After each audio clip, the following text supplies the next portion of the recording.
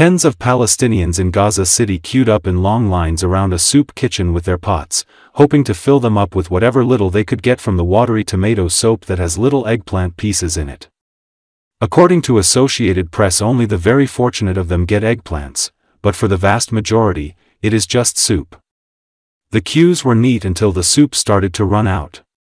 People started scrambling with their pots to get some of the soup.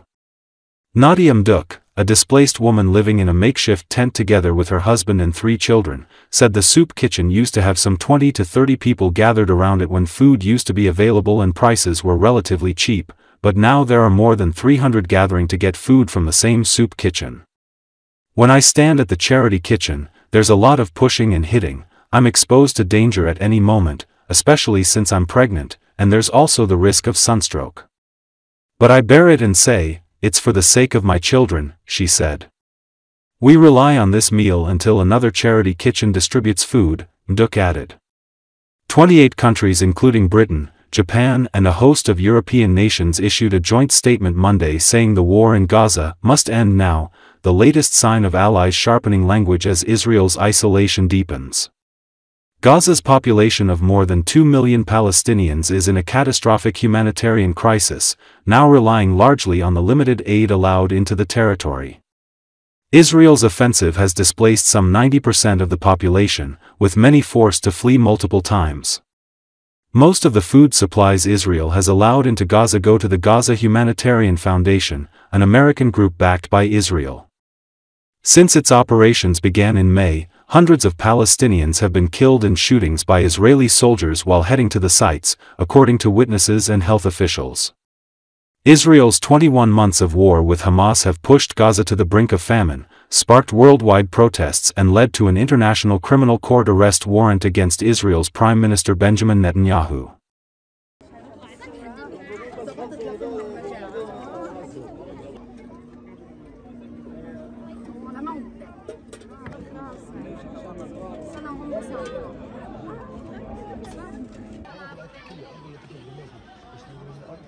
خلاص اول ما صار اياه عشان يجدد قررنا بنعمل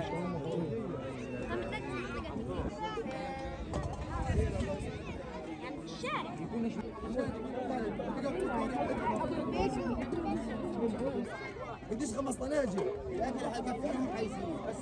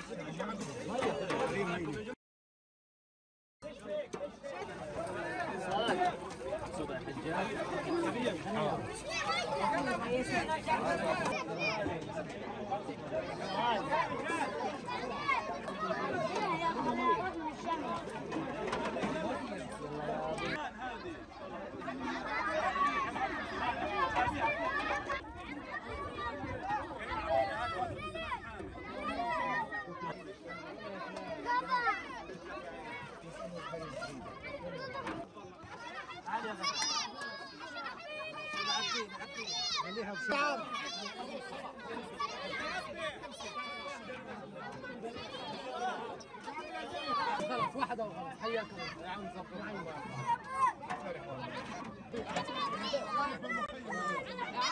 يلا يا حبيبي حط لي ندفه بقى يا عم ممكن شوي عاد انحرقت اصبر عليا حط لي كمان ندفه بقى حط لي ندفه بقى يا حاج خلاص ابو يونس ابو يونس ابو يونس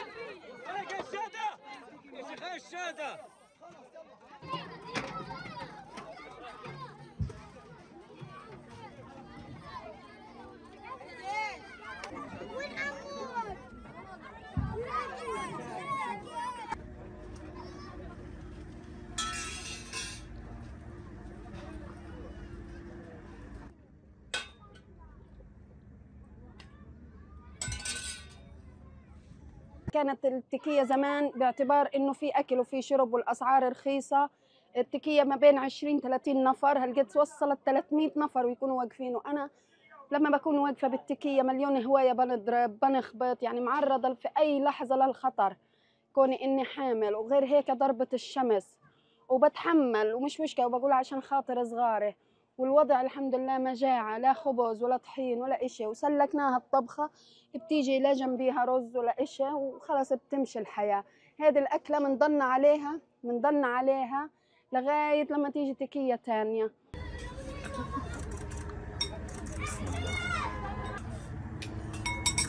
بدك عليه ملح؟ لا.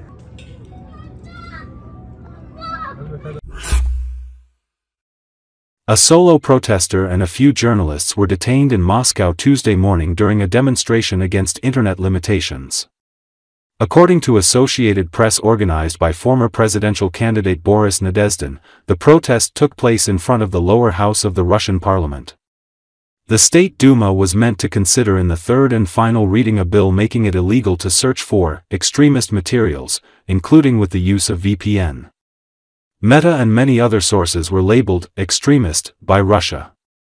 Nadezhdin said he requested permission with Moscow authorities to hold the protest but was refused. Since Russian President Vladimir Putin sent troops into Ukraine in February 2022, Russian authorities have blocked multiple dissenting media outlets and cut access to X, as well as Meta's Facebook and Instagram. Later, YouTube faced mass outages. In the last 2 months, cell phone internet shutdowns, which officials say are needed to foil Ukrainian drones, have hit dozens of Russian regions, from those near the fighting to parts of Siberia and even the Far East. Some Wi-Fi outages also have been reported.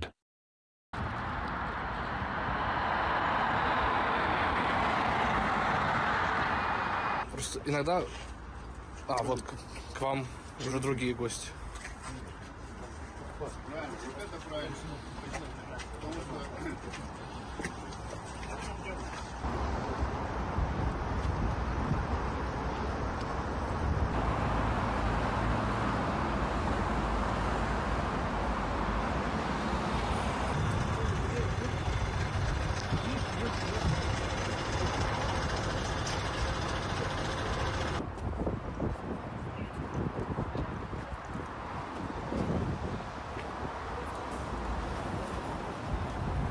Вы анонсировали пикет у Совета Федерации, планируете лично принимать в нем участие или кто-то другой, либо не решили? У нас, как вы видите, выбывают участники постепенно, да? Поэтому и вопрос.